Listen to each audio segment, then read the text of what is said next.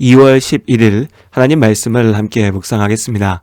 오늘은 요한복음 11장 47절에서 12장 19절까지 말씀으로 함께합니다. 예수님께서 이 땅에 오셨습니다. 빛과 생명이신 예수님께서 죄인된 우리를 구원하기 위해 오셨습니다. 수많은 표적을 행하며 당신이 하나님께서 약속하신 그리스도이심을 증거하셨습니다. 그러나 예수님을 바라보는 사람들의 마음은, 시선은 제각각이었습니다. 대제사장들과 바리새인들이 모여 공회를 열었습니다. 사내들인 공회는 로마의 재판 관할권 아래에서 작동하는 유대인들의 자치기구였습니다. 대제사장을 의장으로 하는 70여 명의 회원이 한데 모였습니다. 사내들인 공회는 로마가 허용하는 한계 내에서 절대적 권위를 가지고 있었습니다. 로마의 지배 아래 있던 유대 사회의 일상적인 정치와 종교의 중심으로 오늘날로 치면 행정부이자 입법부, 사법부였죠. 이날 모인 사내들인 공회의 안건은 예수였습니다. 유대사회 최고 권력자들에게 예수는 골칫거리였습니다. 처음 예수의 이름이 들려올 때만 해도 갈릴리 나사렛 출신의 시골 사람이 무슨 일을 할 수 있을까 비웃고 무시하였습니다. 예수님께서 행하신 여러 표적들을 보고 말씀을 듣고 그를 믿고 따르는 자들이 점차 늘어날 때에도 그들이 마음만 먹으면 언제든 흩어놓을 수 있다라고 생각했습니다. 그들은 예수님을 욕하고 거짓으로 비방하고 트집거리를 찾아냈습니다. 그러나 유대 종교 지도자들의 뜻대로 되지 않았습니다. 예수님께서 행하시는 표적들은 들어갔습니다. 병든 자를 고치셨고 죽은 자를 살리셨죠. 더 많은 사람들이 예수의 이름을 부르며 그 앞에 모여들었습니다. 이제는 제사장들과 바리새인들도 예수님께서 행하신 표적들을 인정하지 않을 수 없었습니다. 이만하면 그들도 예수님의 말씀이 진리가 아닌지 한 번쯤 고민해 볼 법도 합니다. 예수는 정말 메시아일까? 하나님께서 약속하신 구원자일까? 예수님 앞에 모였던 많은 사람들이 표적을 보고 이것을 고민하였습니다. 그리고 그들 중 어떤 이들은 예수님께서 구주 그리스도이심을 믿고 구원을 얻었습니다. 그러나 여기 사내들인 공회에 모인 사람들에게서는 일말의 고민도 찾아볼 수 없습니다. 모든 사람이 예수를 믿게 되면 지금 자신들이 움켜쥐고 있는 부와 권력, 명예를 빼앗길까 두려웠기 때문입니다. 이 욕심으로 인해 그들은 진리를 볼 수가 없었습니다.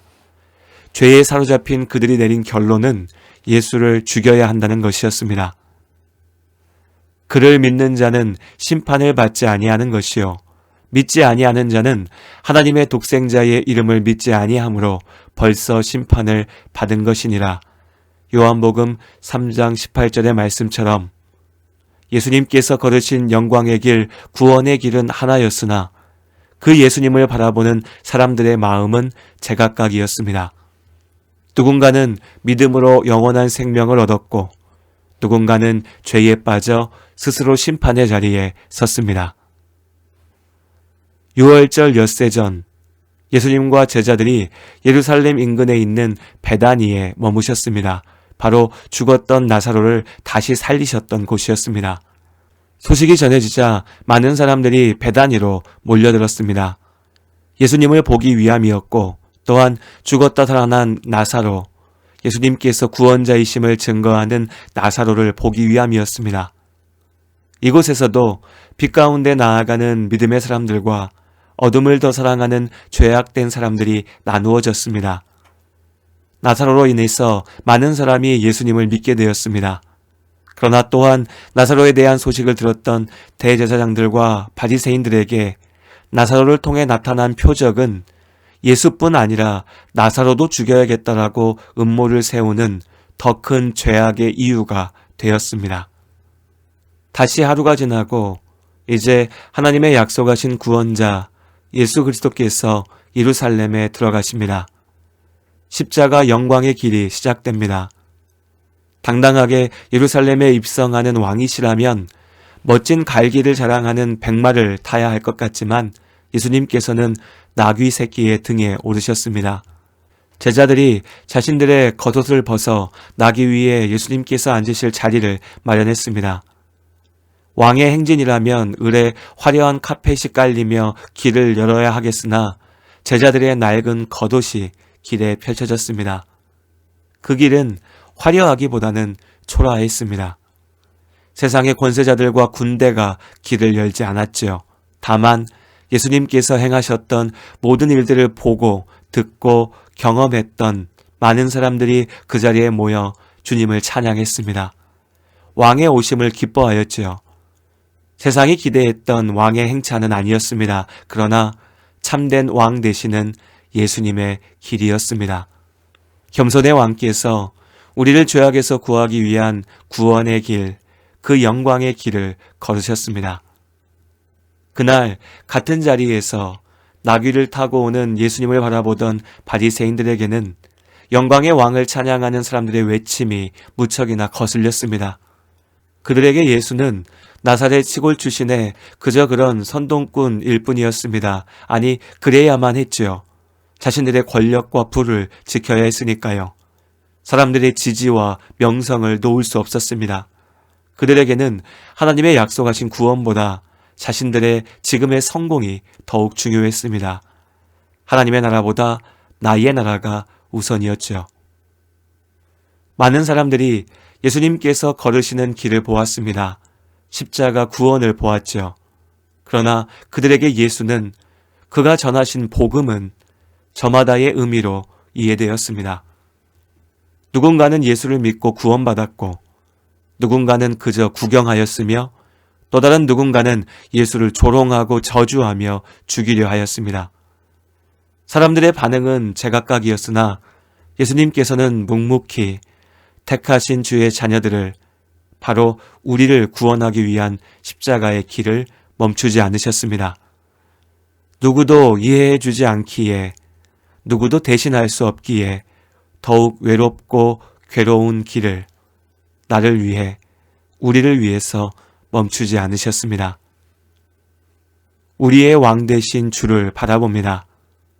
주님의 길이 곧 이 땅에서 우리가 따라 걸어야 할 길이 됩니다.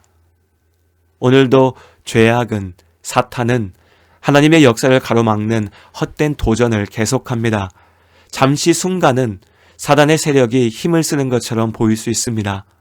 그러나 결국 하나님께서 당신의 승리를 이루십니다. 예수를 닮아 낮아지고 사랑하며 하나님의 명령에 순종함으로 우리는 오늘도 이깁니다. 안개 속에서 주님을 보내 아무도 없을 것 같던 그곳에서 손 내미셔서 나를 붙드네 길 잃고 쓰러져 가던 그곳에서 안개 속에서 주님을 보내 아무도 없을 것 같던 그곳에서 손 내미셔서 나를 붙드네 길 잃고 쓰러져 가던 그곳에서 주 말씀하시네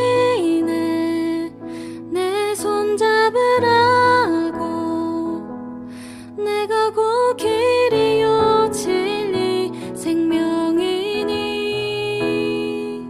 나 그 길을 보내 주 예비하신 곳 다른 길로 돌아서지 않으리 예수의 길 그 좁은 길 나는 건네 주 손 잡고 그 무엇도 두렵지 않네 주님 주신 약속 내게 있으니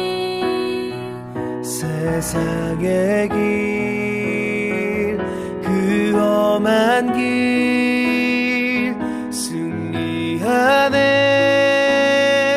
성령으로 그 무엇도 바라지 않네 저 하늘에 내 소망 있으니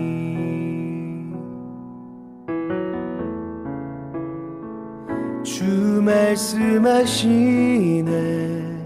내 손 잡으라고 내가 곧 길이요 진리 생명이니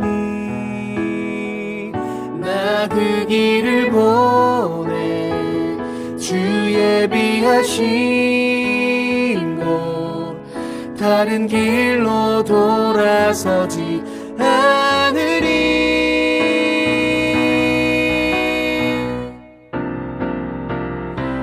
예수의 길, 그 좁은 길, 나는 건네, 주 손 잡고, 그 무엇도 두렵지 않네, 주님 주신 약속 내게 있으니, 세상의 길, 그 험한 길, 승리하네, 성령으로,